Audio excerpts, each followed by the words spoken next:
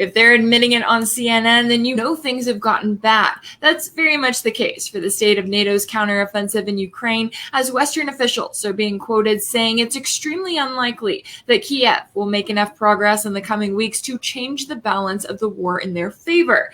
That's as Congressman Mike Quigley told CNN that the briefings he witnessed in Europe with U.S. commanders are sobering, calling this the most difficult time of the war. So one would think that if Ukraine didn't have any hope of a victory on the battlefield, that maybe they would be considering peace talks right about now. In that case, it would make perfect sense that representatives from around 40 countries came together for talks in Saudi Arabia last weekend aimed at ending the conflict in Ukraine. The only problem, Russia wasn't invited. Yes, you heard that correctly. But even in the current state, one of Zelensky's top aides is still doubling down on the claim that there will be no compromise with Russia, insisting that there must be a full withdrawal of Russian troops from all of the land Kiev claims is its own before peace talks can even begin. And yes, that includes Crimea, where 97% of the people there voted to return to Russia back in 2014. So clearly, Ukraine still has no intention of doing anything that may lead to a ceasefire, which makes the talks that were held in Saudi Arabia more or less pointless. But the reality is that those talks were never about finding a solution, at least not as far as Ukraine and its Western backers were concerned. Their main goal was to get access to the countries that have remained neutral in the conflict and to get them on NATO's side. That includes China, India, and the host of the talks, Saudi Arabia. In their official statement, Kiev said their goal in Saudi Arabia was to develop a unified vision of their peace formula and to work out the possibilities of holding a future global peace summit. But then Ukrainian officials were quoted saying that the nations involved completely destroy the narrative of Russia that Ukraine is only supported by countries of the collective West. What they're really saying there is that they wanted Russia to see that every other BRICS alliance member was represented at this meeting. They wanted Moscow to know that its fellow OPEC Plus member Saudi Arabia was hosting the event to begin with, and that Moscow was not invited. So why would these countries take part in an event that only involved Ukraine and not Russia, while saying that they wanted to stay neutral, and of course knowing that it could lead to tensions with Russia within their respective alliances? Well, first and foremost, they know that their partnerships with Russia aren't going anywhere, and simply being involved in talks with Ukraine while maintaining a neutral status won't change that.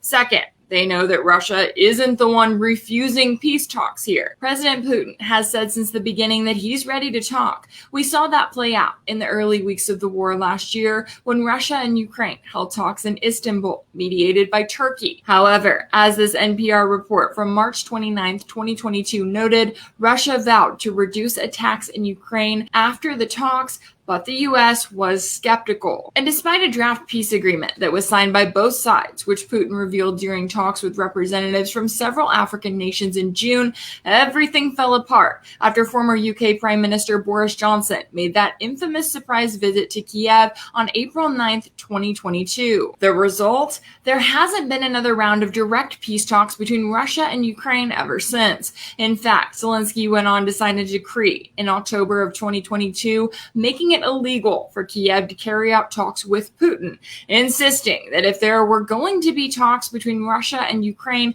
then Russia would have to get a new leader first. As much as the West would like that plan, other countries around the world that rely heavily on Russia's natural resources are trying not to provoke the wrath of the U.S. and its accusations of sanctions violations, and are just trying to avoid World War III, are pushing for an end to this war. That's why we saw China with a 12-point proposal aimed at ending the fighting back in February, why we saw a delegation from 7 African nations visit both Ukraine and Russia in June, and why Saudi Arabia hosted talks last weekend.